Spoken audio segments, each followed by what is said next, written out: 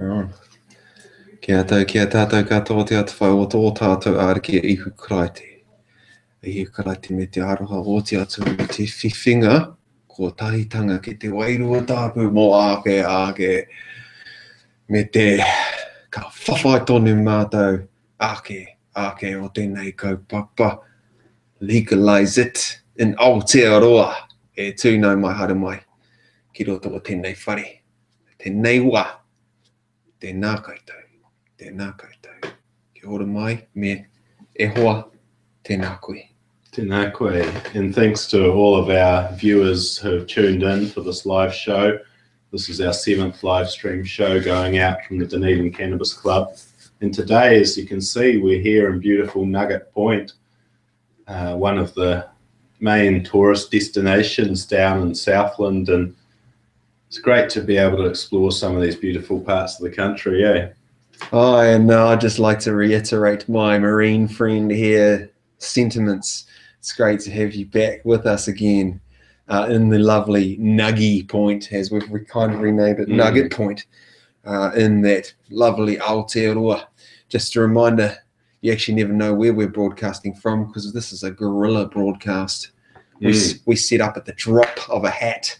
We broadcast from big events all around the world right now as normal. There's 20, 30 people just on the other side of that wall there celebrating. And I think freedom. If you look at cannabis prohibition, you know, it's been around for 80, 90 years, but it's starting to crumble, I reckon. And every week now we're seeing the tide turn towards legalization of cannabis, and we've seen this start to happen in the UK and Australia this week. So plenty of big news to discuss. And yeah, it's an important thing you bring up here, e hoa. And we were discussing it earlier this evening with a bunch of intellectual stoners out there about don't believe the hype when they tell you they're going softer on dope smokers in Aotearoa, because most of us know that they just ain't true. And most of us know we ain't seeing those statistics when they've got the cuffs on us, putting us in the car for smoking half a marijuana cigarette in an alley somewhere. So wake up, stand up, and as always, protest with us because there's many other people just like you smoking the reefer right now. Aye, that's right. You've got to stand up for your rights, because even though police are going a bit more lenient on personal use, they're going a lot tougher on the growing of cannabis, and we saw the annual police cannabis eradication operation in full swing again this year with their military helicopters and a huge police budget that is wasted basically going after these cannabis plants. And I think what police are realizing overseas is that there's a good case for spending that money in other areas. When you have times of austerity and recession, you need to have fiscal responsibility with the police budget and put some of this money towards policing violent crime in other areas. So, well, as we know, this type of screw hole that they're trying to put on the market at the moment is actually working against them and creating a very thriving black market, which is not good for anyone, especially those in need, such as the medical patients of marijuana. They find themselves having to deal with undesirables, even more undesirable than myself, to get their medicine. And we here, wherever we are, think that that's not right. So tonight, we're going to show you how to fight the power. And this is just an example of a shop that is operating in a legal cannabis jurisdiction, and it just shows that it's much more civilized, and there's actually a lot more controls in place, and it's a lot safer for society if people purchase their cannabis at a regulated outlet instead of doing some on the black market. And it's really the black market that we're trying to oppose. That's right. And just before we go any further, I'd like to say a big mihi atu nei to our friend here, our important member of the group we run in, Mr. A, right here. Don't use my real name. Yeah. So now that we're getting started, while we discuss some of the issues that we're going to discuss for this night's episode, we're going to continue a tradition here, and that is the nightly vintage roll. As we explained on last week's episode, we have been bequeathed a museum collection of over 100 different brands of 1970s vintage rolling papers. And I'll roll one up while we're doing the show. And then later on, after we've discussed some issues, we'll blaze that shit. Yes. Any suggestions tonight, guys, for what you'd like to smoke on? Flavors, patterns. There's just so many to choose from this awesome collection. And we feel that these artifacts should be living, and that's why we are using them. We're not desecrating them in any way. We're actually using them for their intended purpose. What did we do last time? Was it was the Canada Goose. Canada Goose. Yeah. Canada Goose. I mean, there's many here. These psychedelic Triniac papers are good. 1.5 perfect size rolling papers. Yeah, do you want me to show some? Yeah, show our viewers. That's from last week. A treasure trove of cannabis history right here. I'm so glad we're a part of it. I'm so glad tonight that you're a part of it. And we know you're tuning in. We can see you tuning in. Have a look at those. Those are some papers.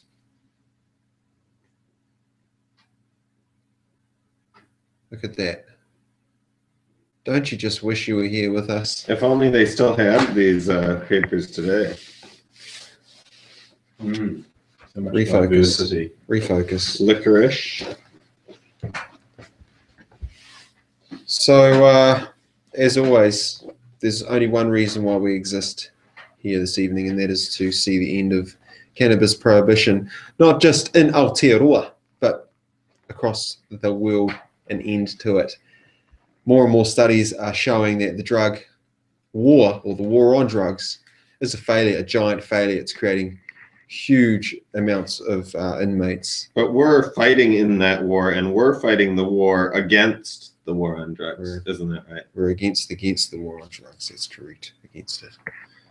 Whichever way we look at it, we believe that freedom should be allowed for those who choose to use marijuana recreationally or medically, as in many cases.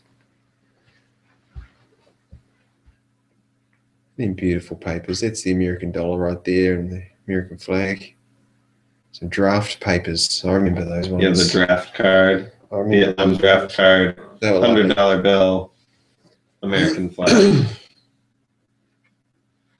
So a lot's been happening this week in cannabis, and we've seen the announcement in Australia that they're going to do state-sponsored trials of medical cannabis that include the use of vaporized leaf. Now, we often see in the medical cannabis debate in this country, not only do they try to be very exclusive and only give it to people who are very sick or essentially already dying, and rule out what they consider recreational use, even if people are using it to de-stress or for aches and pains. You know, some of the elitist medical cannabis promoters here in New Zealand don't consider that a legitimate form of medical use. However, they also want to see pharmaceuticalized versions of cannabis. They want it to be a spray that's prepared by a big pharmaceutical corporation, not allow people to grow it in their backyards and sort of self-medicate for some of these other conditions. And in Australia, they're going to do a trial, but they're actually going to allow vaporized leaf cannabis, which I think is a very important precedent to set. Yeah, we've seen the New Zealand government taking that pharmaceutical path. We've seen a recent announcement that Pharmac is considering funding Sativex, which apparently costs $1,000 a month. Do you think that Pharmac is only agreeing to look into this because Pharmac isn't going to exist for much longer? Well, that's right. We've heard the Trans-Pacific Partnership could do away with Pharmac. So, you know, we're going to have to see what implication that has on the whole Sativex issue. But why should the government subsidise something that costs $1,000 a month when it could be produced here for $50 a month? And it makes more sense to have a New Zealand corporation producing the cannabis and making it available at a much cheaper price. And, otherwise we're going to end up with this monopoly situation where you have one company that controls the whole cannabis industry in New Zealand, and the taxpayer has to subsidise that monopoly. What was the recent announcement about some sort of, that's right. So this was the announcement, was the potential subsidization of Sativex. Yeah. Now, is this the same announcement that we were led to believe from the medical community, people like Dunedin Compassion, that there was a big announcement coming up that was going to be game changing, or is that a separate thing? I just don't really know what to believe with Dunedin Compassion.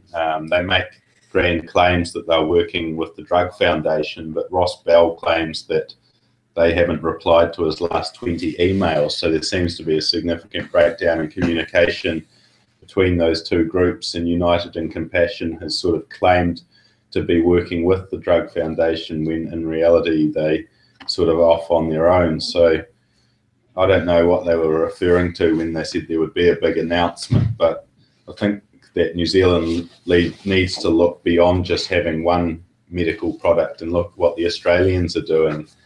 At least they're going to have a lot more options with this vaporization of cannabis. So yes, in Australia, the government is moving forward, and in New Zealand, we're sort of getting dangled the carrot of, there's big progress going to be made on the medical front, and all that seems to be really happening is, Sativex might become slightly more accessible for the handful of people that can get it at the moment. Not really a wider availability of medical cannabis. And we had the pleasure of hosting a candidate from the last election who is very much pro-legalization here at Cannabis House over the last weekend. And we were talking about the developments in Australia and how they're really moving quickly, and it's really being spearheaded by the Australian Green Party. But the New Zealand Green Party doesn't really seem to be picking up this issue, and this was a historical issue for them. And they kind of moved away from it because it was seen as not politically popular and not sort of a vote winner. But now, even in places, supposedly more conservative than New Zealand, like Australia or the United States, we see huge movement on legalization. The Australian Greens are more than willing to be super outspoken and get people from across party lines across the aisle to support even vaporizing, raw leaf cannabis. Why are the New Zealand Greens not championing this issue in the same way that we know that they should?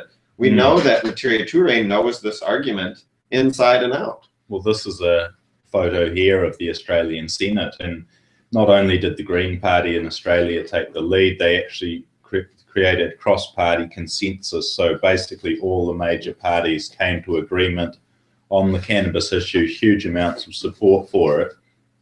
But the New Zealand Green Party are obviously completely gutless on this issue. They've been, just embarrassing in their handling of the cannabis issue in the last decade, and they've deliberately just ignored the issue and tried to just claim it wasn't significant. So it's really good to see what's happening in Australia, that's for sure. Sounds like we may have a visitor. Well, what we're doing here is going to transcend any politician's view. They would call us rebels. They would call us renegades. We call ourselves guerrillas.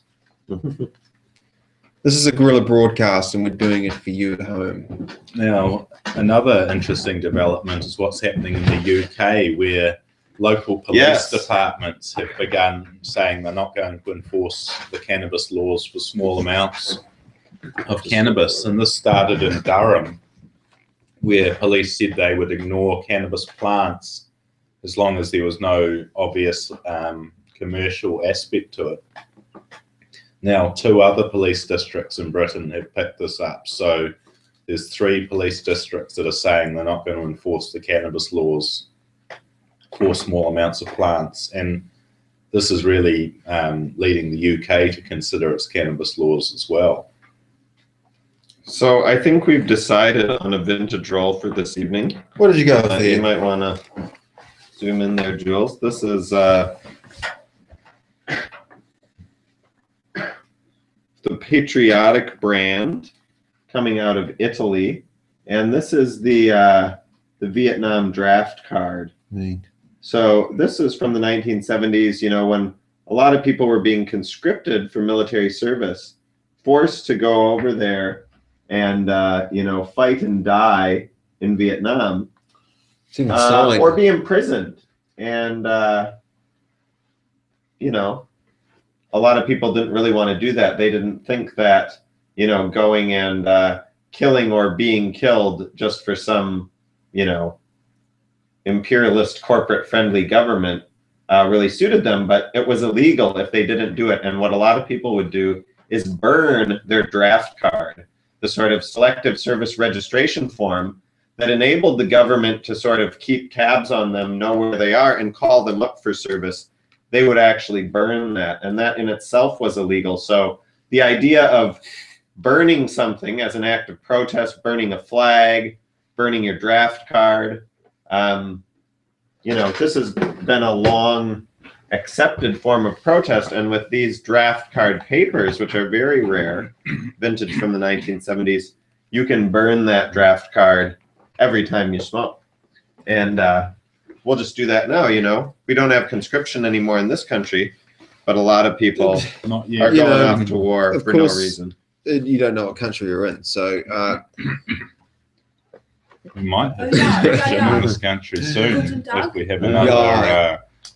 If there's another big conflict. it's ein wenig sicher. You know, Yeah, good.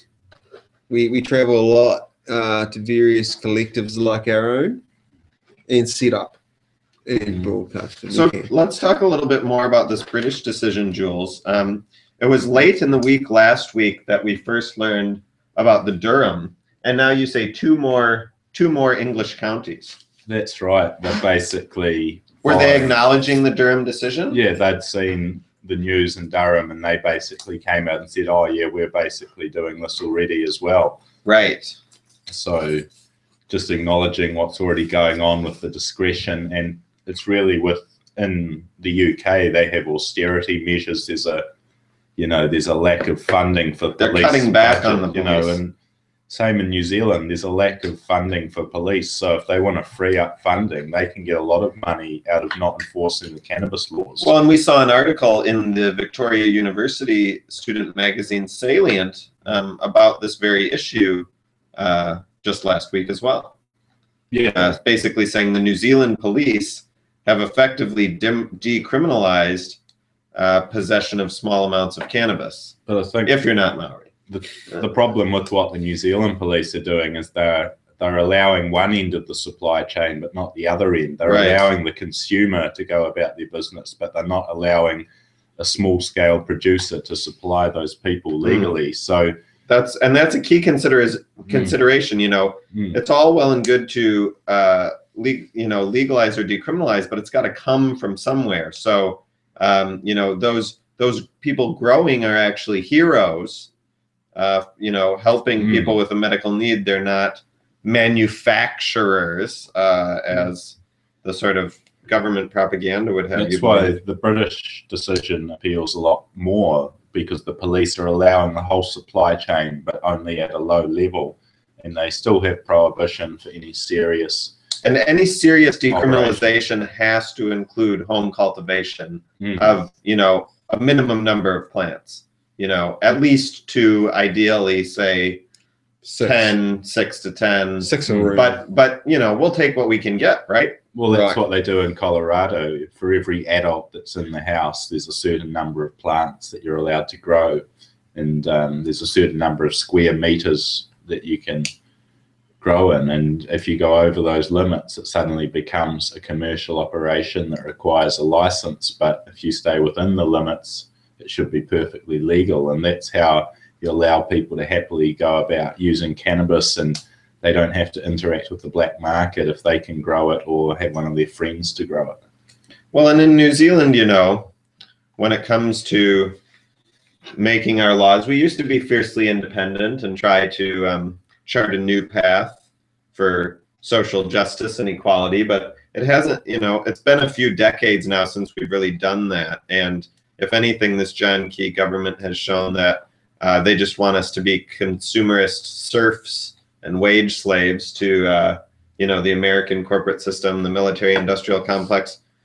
And, you know, now we pretty much copy everything we do either off Britain or Australia or the US. But as we've just learned, in the US, they're legalizing completely. In Australia, they're allowing vaporized leaf cannabis for medical purposes. And in Britain, the police are turning a blind eye to people who cultivate, and they're putting that officially on the record so people can have peace of mind. It's not this will they, won't they. So why can our government, our police, not take a leaf out of their book if they want to be like, you know, the cops that they see on American shows so bad?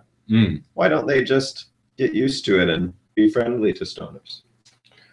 That's a great point. And there's millions of people out here like us who think this way, and we're fighting this war for you guys, for you at home who feel persecuted right now.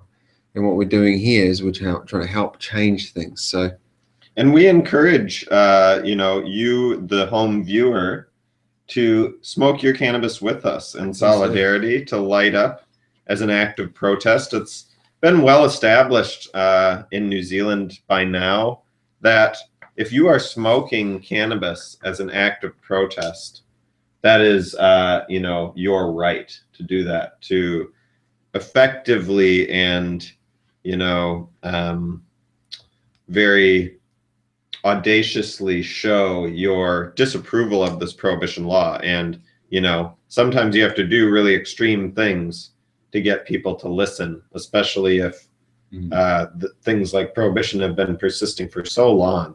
So spark it up at home, and you know, get your webcam ready. If if someone's gonna try and persecute you, link into us, and we will beam that to the entire country. As always, you can contact us on the YouTube message board or Twitter at Otago Normal. And as you can see, at the moment we're sponsored by SparkoSoft. We don't really want to be sponsored by them. So if you can make a donation, you can help us upgrade our software for these live stream broadcasts. Where do they donate to, Dr. J? Cannabis.kiwi.nz should have the bank account details up there. Cannabis.kiwi.nz if you want to see this show, which we don't even have a name for yet, so you can always message us. Go global. Oh, it is global now. We've got viewers from all over the world. But we need to upgrade so we can have experience the moving image in the background as well as the still image as well. That would be epic. So bring us your koha, your donations, and let's see your Thursday night show, your Thursday night staple show, go interstellar. That's right. Interstellar. Anything else exciting this week on the cannabis agenda, newsworthy wise? It's just been an average week, really. We've been all been smoking a lot of medicinal marijuana. I personally, every day. We were discussing earlier cannabis and the fitness community, bodybuilding, MMA, not only medical cannabis as a recovery and sort of, you know, from the aches and pains of workout, but also the hemp seed protein, hemp seed flakes, dehulled hemp seed pounded into a flake or into a powder, a really high source of protein and essential fatty acids, omega-3, omega-6, all of those ones that you need for brain health. And yeah, a lot of bodybuilders, weightlifters, MMA fighters, they take these protein powders, usually made out of whey, which comes, of course, as a byproduct of our dairy industry, highly polluting, you know, not a good industry to support, but you can get a similar product actually made out of hemp, environmentally friendly, vegan, and better protein that can build your muscle better. Tell us about this. Absolutely. I've seen a bit of a sample tonight from this lovely place we are at the moment, and I must say, of course, now the thing in New Zealand is it's for animal consumption only. It's legally consumed by humans in every country except Australia and New Zealand.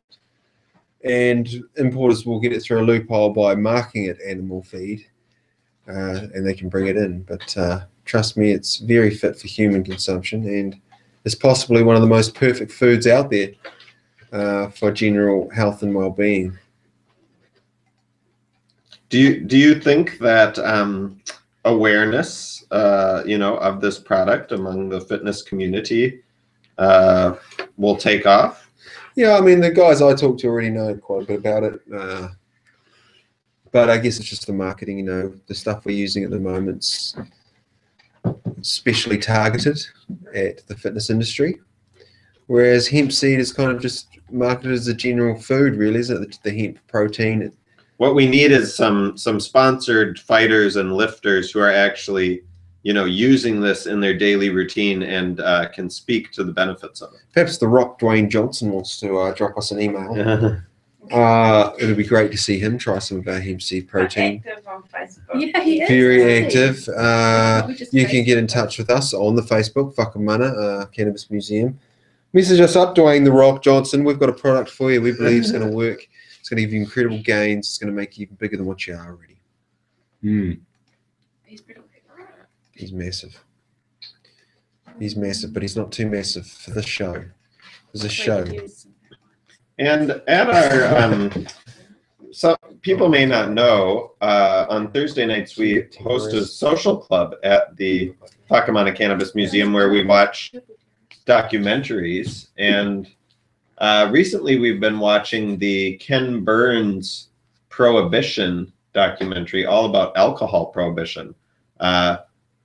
Almost literally 100 years ago, this documentary we've been watching, and some of the parallels are just really striking with the propaganda and the moral panic, and all of the corrupt politicians, all of the features that we see. Teaching school children in schools about singing anti-alcohol songs, chanting anti-alcohol. What were some of the most interesting things that you guys learned out of that Prohibition documentary? What stuck in your mind?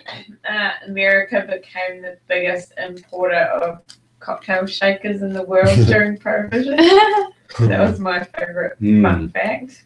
Well, there's so many parallels, like all of the arguments against Prohibition are just relevant to the cannabis movement. And I think if you study alcohol prohibition when it was finally repealed, a lot of the whole apparatus that was enforcing alcohol prohibition simply switched to enforcing cannabis prohibition, and they never actually disbanded all of these enforcement agencies. They yes, shifted to a new prohibition. All the social ills that were caused by prohibition and that were profited on from the early prison industrial complex weren't taken away by prohibition's repeal. They just sort of put them in a different form and sought to mask them by refocusing a prohibition on something that really was more about blacks and Mexicans than German and Irish immigrants. And that was not recognized at the time as, a continuation of the same practice, but seen as, happiness for reform over alcohol. And people weren't worrying about prohibition of cannabis, or as it was then, being called in the media, marijuana.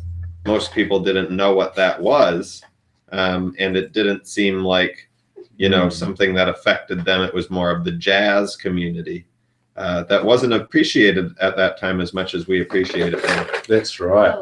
When marijuana was prohibited, most people didn't know what marijuana was, and it was not only the recreational and medical use of cannabis that got outlawed, but also the industrial use of hemp. And all of these hemp farmers had no idea that when marijuana got banned, it would also be banning hemp, because it's all the same plant. And that was just used because it was a Mexican slang term that could be used as a derogatory term referring to the Mexicans and the Negroes and so on who used cannabis. And it was associated with jazz music, as you say. So I think our vintage roll is ready. It might be time to come to the end of this week's show as we blaze our draft card in protest at cannabis prohibition. So And we'll see you next week. Thank you very much. just keep blazing it, and just know that every Thursday you can tune in here, and every Friday night tune in to hear our beautiful faces, hear our faces on Radio 1. Yeah. Overgrown. That's right. Tomorrow night we'll be on the radio on Radio 1. So You think we look good on this video? We look great on the radio. mm, You can tune in again on a Friday night. It's such a lovely time, 7 till 9. 9 till 11. 9, I'm not even blazed yet. 9 till 11. Radio 1, tune in. And if anything, just tune in for the music, because we select the music especially for you. Big, fat, hairy beats dropping on you all night.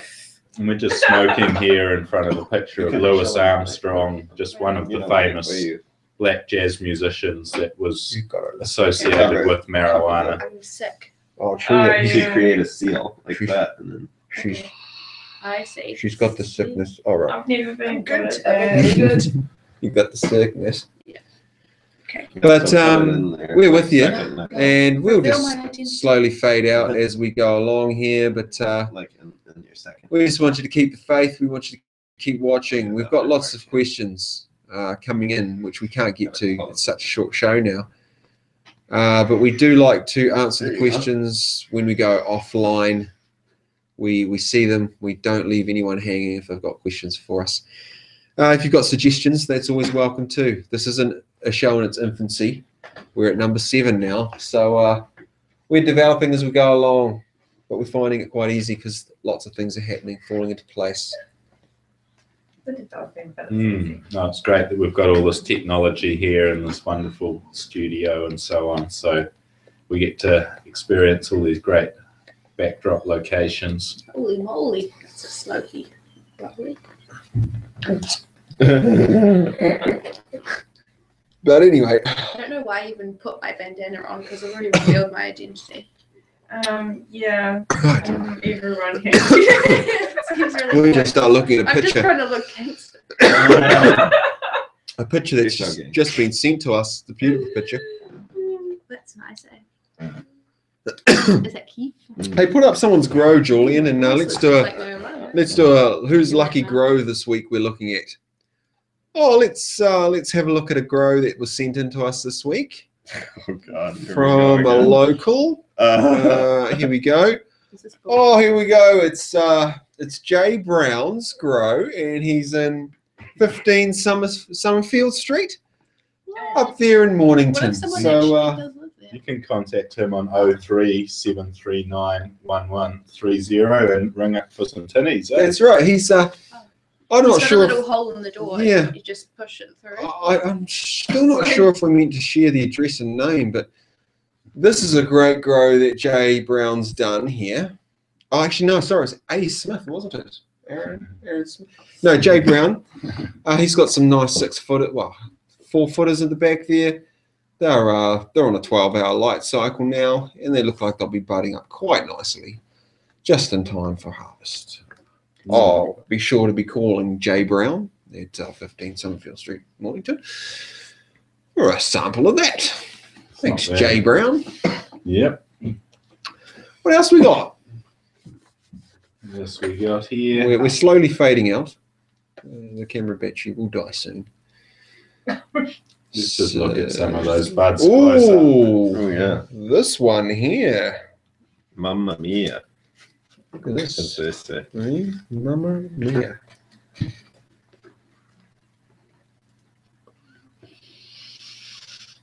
That skunk will get drunk. Have you guys ever smelled a skunk before? Like you've never- have you- Actually, I haven't. I don't think we Yes. have them in New Zealand. No, it's a North American native animal. Maybe I mentioned North America. We could be in North America right now. We could I'm be in actually from Guatemala. Germany. We could be in the lovely I Norfolk would really Island. like to see a squirrel. A squirrel. You've never seen one in real life. See, that's crazy. The squirrel in New York. Look, I just want to say, while we're talking about all these lovely things and squirrels and things, we are here for a very serious matter, and that is to tear down the wall of prohibition. And if we can leave you with squirrels, and if we can leave you with anything tonight, it is that you're not alone there smoking your doobie, and this is why you've done it with us. We're all together in this. Never give up hope, because me and my Marine friends and you and your Marine friends are fighting against the war on drugs. Never give up. Never This surrender. is too short for my mustache. It's too short for my. So we here from this group, we love you. We thank you for watching. We ask that you tune in every week and that you tell 10 people about this feed and that they watch the previous shows to get a gist of what we're talking about. But we do love you and we respect you, and we ask that you tune in. Kia ora. Shall I finish up with a little mihi? Mm. I ngā mana, i ngā reo, i ngā rau, ranga, tera, mā, mō tēnei whenua. Tēnā koutou. Tēnā koutou. Tēnā koutou. Amen.